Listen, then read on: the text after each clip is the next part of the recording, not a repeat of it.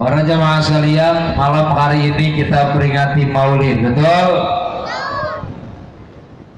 Malam hari ini kita syiarkan kelahiran baginda Nabi besar kita Muhammad Rasulullah Sallallahu Alaihi Wasallam. Di bawah garis tema, jadikanlah hikmah Maulid Nabi Muhammad Sallallahu Alaihi Wasallam untuk meningkatkan semangat kepedulian kepada sesama di era milenial, bukan milenial.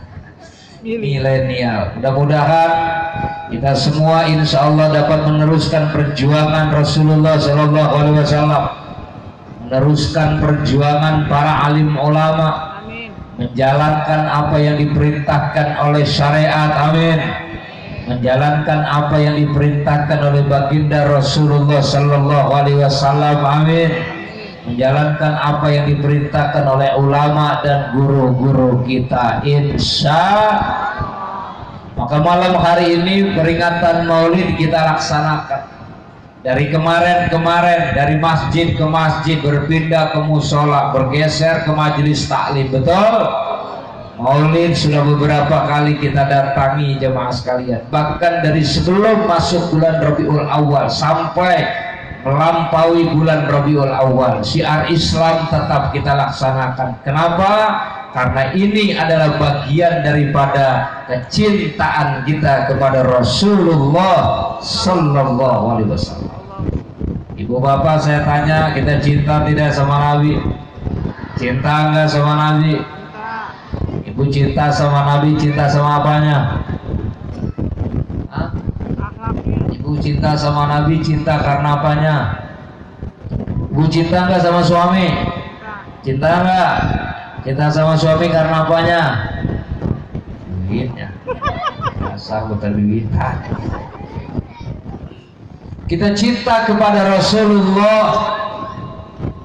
Kita semua mahabbah kepada Rasulullah, tidak hanya kepada Rasulullah, kepada para sahabatnya, kepada para keturunannya, kepada keluarganya, ahlul baitnya, betul?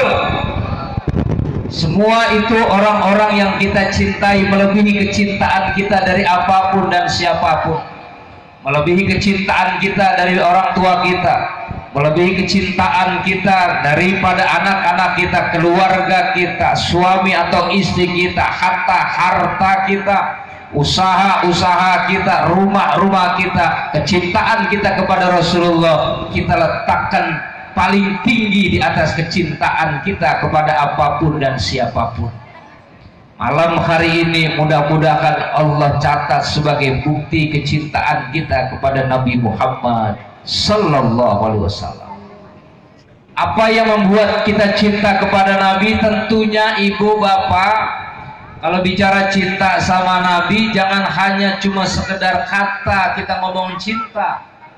Sebab biasanya cinta jika hanya diungkapkan dengan kata, kadang kata tidak sesuai dengan rasa. Itu bagus banget tuh buat update status tuh. Cinta jika hanya diungkapkan dengan kata, kadang kata tidak sesuai dengan rasa.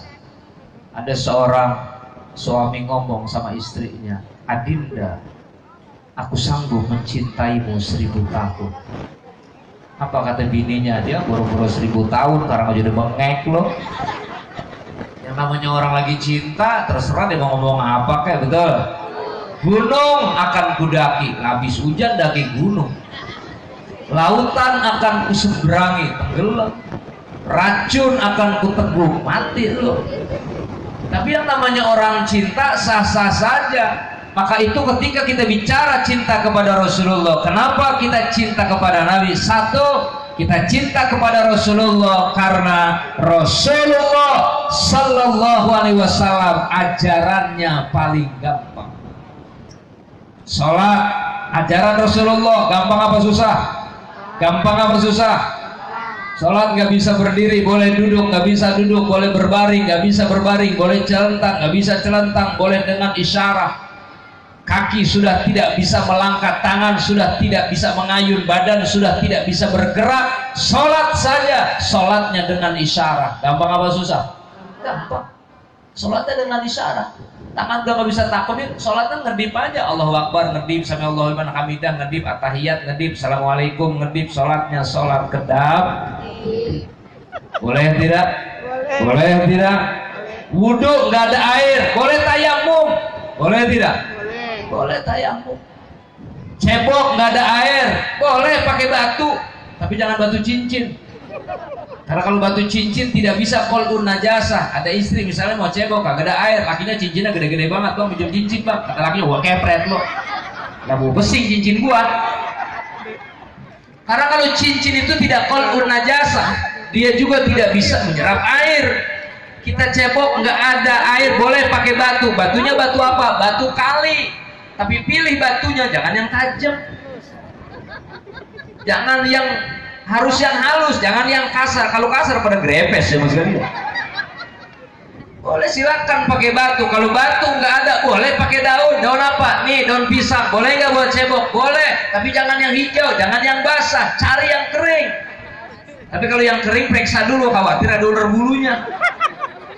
Bersih kagak pada gatal mas sekalian. Jadi gampang apa susah itu ajaran Rasulullah? Gampang apa susah? Gampang aja mas sekalian.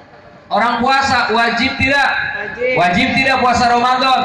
Wajib kalau sehat. Kalau sakit yang gak usah puasa.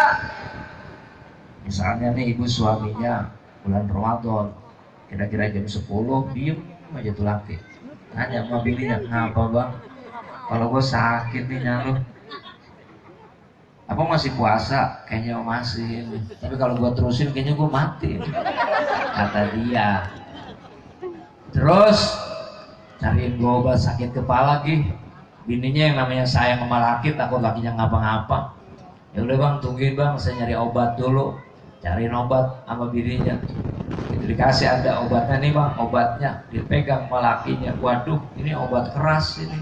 Ini makan obat ini harus makan nasi dulu ini. Minimal kena bubur.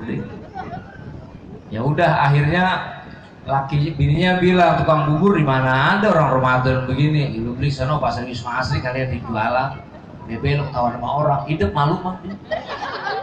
Dia jalan, begitu dia mau jalan dipanggil sama lakinya, jangan lupa telur puyuhnya 5, satu ucusnya 3, diampelanya 3.